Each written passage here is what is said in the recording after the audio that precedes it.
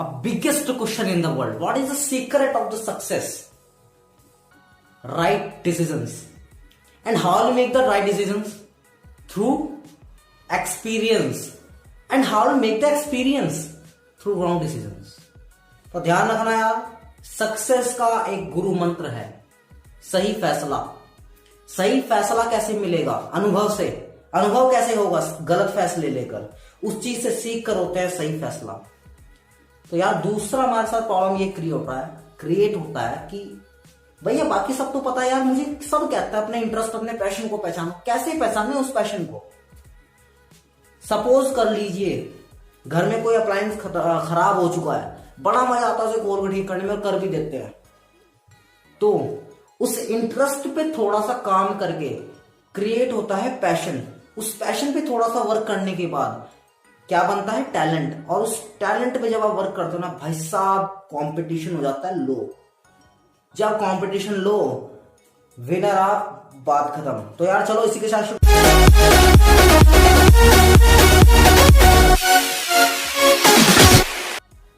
Hello guys, welcome back to our channel maths for you. My name is Aditya Ojha and I hope you will all safe. Okay, तो चलो शुरू करते हैं। तो यार जैसा कि आप लोग थंबनेल में देख के आए हो, इस सेशन किस चीज के ऊपर है? How to choose our career. आप 10th क्लास में हैं, आप 11th में हैं, आप 12th हैं, आप कोई कॉलेज स्टूडेंट हैं, तो ये वीडियो सबके लिए बहुत बेनिफिशियल होने वाला है। तो पूरा देखना वीडियो यार, वरना मत देखना, क्योंकि एक अधूरी जानकारी लेके आप लोग कहोगे यार भैया कुछ नया नहीं बताया। तो पूरा देखो तो समझ में आएगा। तो चलो शुरू करते हैं। हमारे पास एक बहुत लिमिटेड ऑप्शंस होते हैं जिसके थ्रू हम लोग अपना करियर को चूज करते हैं। पहला, पेरेंट्स क्या बोलते हैं कि बेटा मामा जी के लड़के को देखो, ये करा था और कहाँ पहुंच गया। ओके। दूसरा ऑप्शन क्या होता है? फ्रेंड्स, मैं साइंस ले रहा हूँ, तू भी साइंस ले ले, या फिर मैं कॉमर्स ले रहा हूँ, तू भी कॉमर्स ले ले। Second option. थर्ड ऑप्शन, हम लोग खुद ये करना चाहता हूँ बट कर नहीं पा रहा हूँ। ठीक है, तो किसी ना किसी चीज को ना समझते हुए या फिर एक लिमिटेड उसके बारे में एक इंफॉर्मेशन लेते हुए कोई गलत ऑप्शन ऑप्ट कर लेना। ठीक है यार, तो देखो हम लोगों को क्या, हम लोग ब्लेम करते हैं पेरेंट्स को कि बेटा पेरेंट्स ये बोल रहे थे इसलिए मुझे लेना पड़ा, इसलिए काम खराब हो गया। ठीक है, तो यार पेरेंट्स आप ही के जैसे हैं। ठीक है, आप लोगों की जो सोच है वही आपके पेरेंट्स की भी सोच है। वो सोच को बनाने वाले हैं आपकी सोसाइटी वाले। तो समझ के देखो, अगर किसी के पेरेंट्स आके किसी दिन पेरेंट्स आके आपसे पूछ भी लेते हैं कईयों से, तो बेटा तू बता तू क्या करना चाहता है। तो यार एक रियलिटी ये है हमारे पास कि हमें खुद नहीं पता कि हमें करना क्या होता है। ठीक है, अगर आपने कॉमर्स ऑप्ट करा पाए, क्या ऑप्शन है आपके पास? CA, BCom, BBA। ठीक है, मेडिकल लाइन है तो क्या MBBS, नीट क्लियर कर लेते हैं। ठीक है, इंजीनियरिंग करना है तो क्या, इंजीनियरिंग का नाम सुनते ही सबसे पहले क्या आता है? IIT। ठीक है, IIT आया तो क्या आएगा? कोटा, या फिर कोई भी बड़े बड़े इंस्टीट्यूशन जहाँ पे प्रिपरेशन कराई जाती है। ठीक है, तो यार होता क्या है, जब हमारे पेरेंट्स न्यूज़पेपर पढ़ते हैं ना, तो जो उस पर फोटो लगी होती है रैंक नंबर 1, तो उस बच्चे को नहीं, वहां पे अपने बच्चे को देख रहे होते हैं कि मेरा बच्चा भी 2 साल बाद आने वाला है, इस जगह पे होगा, तो वो उसको देखते हैं वहां पे। और यार ये कोई ही अलग चीज नहीं है, ये कोई हाइपोथेटिकल चीज नहीं, सबके साथ होता है। ठीक है, तो ये चीज होती है। तो पेरेंट्स के कहने पे हम लोग कर तो लेते हैं, बट है क्या, हमें अपनी उस थिंकिंग को, हमें अपनी उस सोच को ब्रेक करना है, थोड़ा आगे चलना है। ठीक है, तो ये हो चुका है। जैसा कि आज हम लोग जानते हैं कि इंजीनियरिंग में IIT में बहुत स्कोप है, तो 90% स्टूडेंट्स जो साइंस बैकग्राउंड से है, जिसको इंजीनियरिंग करना है, वो क्या करते हैं? IIT की प्रिपरेशन में लग जाते हैं, बिना ये सोचे, बिना कुछ जाने कि ये ठीक है या गलत है उनके लिए, बिना सोचे बिना जाने। तो इस चीज को बहुत ध्यान से समझिए, बहुत ही बढ़िया पॉइंट है। तो IIT क्रैक करनी है, तो कैसे क्रैक होगी? 2 चीजें आती है दिमाग में, क्या? Hard work and dedication. तो इस चीज पर भी यहाँ क्वेश्चन मार्क लगाइए, हार्ड वर्क पे। वो हार्ड वर्क क्या है वो मैं आपको दिखाता हूँ। आप हार्ड वर्क करना चाहते हो, आप सोचते हो हार्ड वर्क करेंगे काम हो जाएगा। ठीक है, तो जरा ध्यान से देखो, if I pull the wall, अगर मैं दीवार को, एक हमें मंत्र सिखाया गया था जब हम छोटे थे, तब से लेकर आज तक वो मंत्र अप्लाई करते आ रहे हैं। अप्लाई तो कहीं नहीं करा, बट सोचते हैं कि हाँ वो मंत्र सक्सेसफुल है। तो देखो मैं एक चीज आपको करके दिखाता हूँ। फॉर एग्जाम्पल, अगर मैं इस, या कवर्ड दिख रहा है, अगर मैं इसे पुश करूं, ये तो नहीं जा रहा है यार आगे, बट हमने सुना था hard work is the key to success, तो ये जाके नहीं रहा है।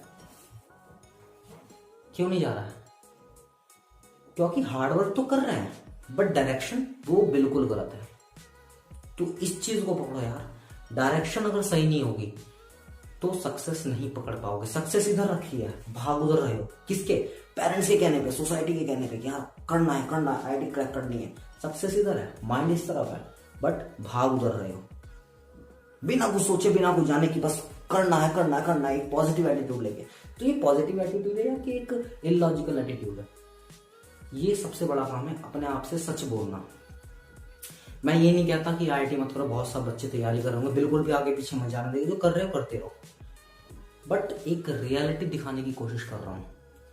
तो अगर आपका डायरेक्शन सही नहीं है और आप हार्डवर्क कर रहे हैं तो बिल्कुल वेस्टलेस है।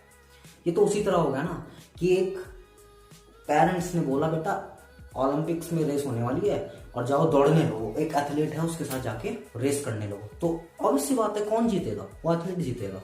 भैया उसने 10 साल से प्रैक्टिस करी और आगे भी 6 महीने ऐसे दौड़ सकता है, इतनी प्रैक्टिस उसने करी है।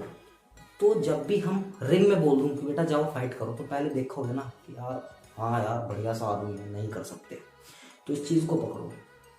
मैं ये नहीं कह रहा नहीं कर सकते यार, गलत मत ले जाना इस चीज को, बट अपने अपने एक क्या कहते हैं ना उसको, एक इंटरेस्ट की बात होती है।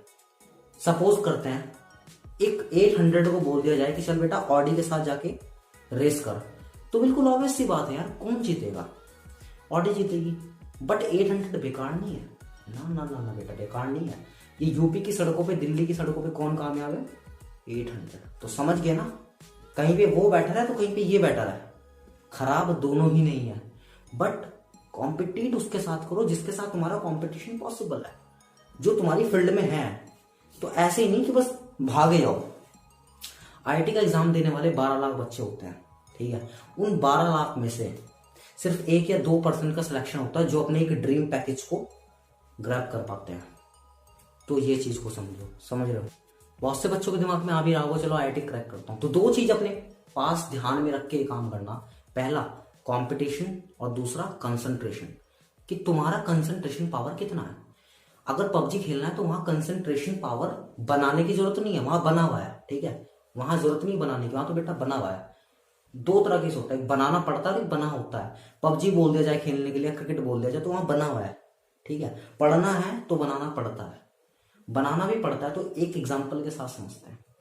क्लास का कोई स्टूडेंट है, टॉपर है, ठीक है। उस टॉपर अगर एक चैप्टर कोई टॉपर 1 घंटे में करता है, तो आपने देखना है कि आप उस चैप्टर को कितनी देर में करते हैं।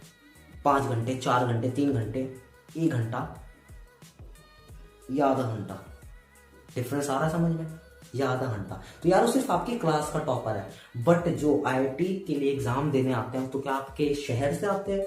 नहीं, वो ऑल ओवर द इंडिया से आते हैं। तो तुम्हें खुद नहीं पता किस बच्चे के अंदर कितनी आग है, कौन कितनी आग लेके आ रहा है उस काम को करने के लिए, तो तुम नहीं जज कर सकते।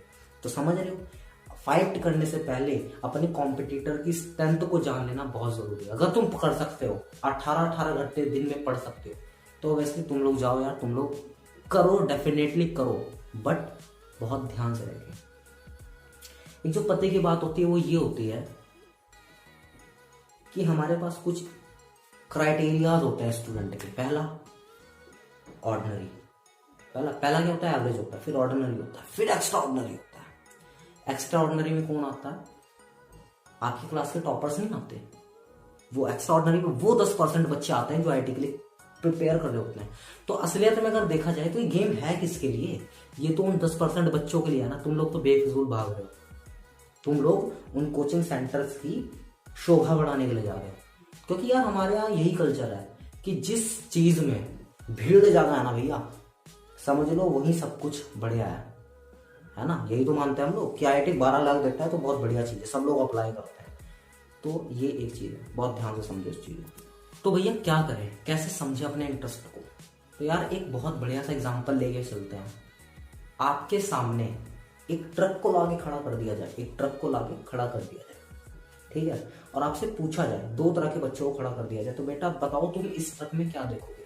तो वहां पे 2 तरह के बच्चे आएंगे। क्या देखेंगे? पहला, उस ट्रक का डिजाइन क्या है, इसका मॉडल कैसा है, ठीक है, या इसको ऐसे ऐसे करके थोड़ा और अच्छे से मॉडल करा जा सकता था, या इसके इंजन में इतनी पावर और डाली जा सकती थी कि और एवरेज अच्छा दे और तेज निकल जाए।